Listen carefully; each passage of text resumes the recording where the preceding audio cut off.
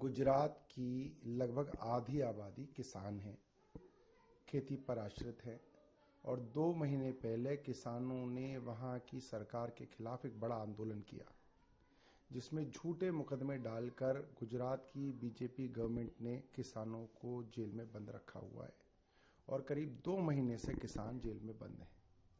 आज जब अरविंद केजरीवाल जी उन किसानों से मिलने जेल में पहुंचे तो जेल प्रशासन ने अरविंद केजरीवाल जी को किसानों से नहीं मिलने दिया। मुझे लगता है कि इतनी तानाशाही तो अंग्रेजों के समय में भी नहीं थी। उस वक्त भी जो हमारे स्वतंत्रता सेनानी जेल में होते थे उनसे लोग मिल पाते थे, बात कर पाते थे, उनके वकील उनसे मिल पाते थे। मगर आज जिस तरीके से गुजरात सरकार के खिलाफ गुजरात के किसानों में गुस्सा है, उससे साफ पता चलता है कि गुजरात की सरकार घबराई हुई है। केजरीवाल जी ने एक और ट्वीट करके बोला है कि अब दिल्ली की जो मुख्यमंत्री हैं वो AQI और टेम्परेचर को एक ही बताती है, तो वो क्या रोकेंगी? देखिए, ये दिल्ली के लिए और दिल्ली के लोगों के लिए बड़ी शर्मनाक बात है। दिल्ली जो देश की राजधानी है, दिल्ली जिसका पूरी दुनिया में नाम है, उस दिल्ली पर एक ऐसी मुख्यमंत्री को थोपा गया है जिनको पहले हमने देखा AQI बोलना नहीं आता था, वो IQ बोलती थी, AIQ बोलती थी, QQ बोलती थी, पता नहीं क्या क्या बोलती थी। AQI नहीं बोल पाई वो इंटरव्यू में। और अभी 2 दिन पहले उनका एक इंटरव्यू सामने आया जिसके अंदर वो कह रहे हैं कि AQI और टेम्परेचर एक ही बात है और उसको किसी भी इंस्ट्रूमेंट से हम देख सकते हैं। मतलब ये तो मुझे लगता है कि 10वीं कक्षा का भी छात्र जो होगा वो भी जानता है कि AQI और टेम्परेचर का कोई लेना देना ही नहीं है।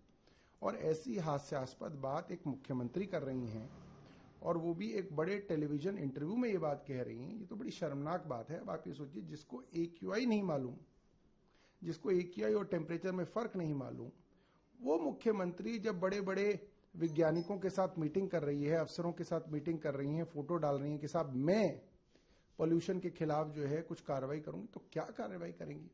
उनको पहले बहुत जरूरत है कि इन सब चीजों के बारे में पढ़ाई लिखाई करें और कुछ समझें।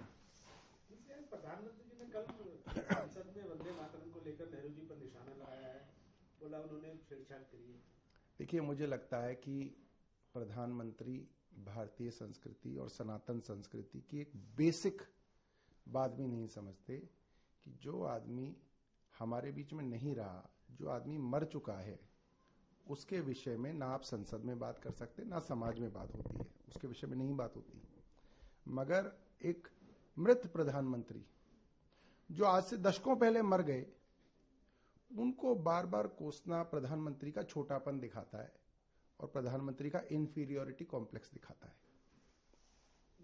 इंडिगो फ्लाइट को लेकर चल रहा है कि आज 6-7 दिन हो गए हैं, अभी तक उनकी फ्लाइटें डेली।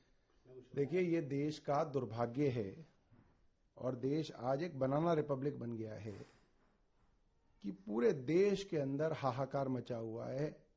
लाखों लोग एयरपोर्ट के ऊपर फंसे हुए हैं, हजारों फ्लाइट्स कैंसिल हो रही हैं और देश की संसद के अंदर 150 साल पुराने किसी वाक्य के ऊपर चर्चा कराई जा रही है और पूरे दिन चर्चा कराई जा रही है और पूरे दिन टीवी में दिखाई जा रही है।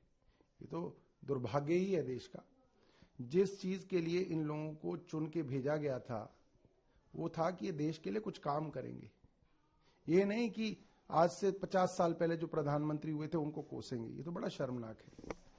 बोला कि सरकार बोल रही है 24 घंटे में इंडिगो की फ्लाइट सुचारू रूप से हो जाएगी। देखिए, पिछले 3 दिनों से सरकार यही बोल रही है कि 24 घंटे में सब कुछ ठीक हो जाएगा, मगर सरकार पूरी तरीके से फेल रही है।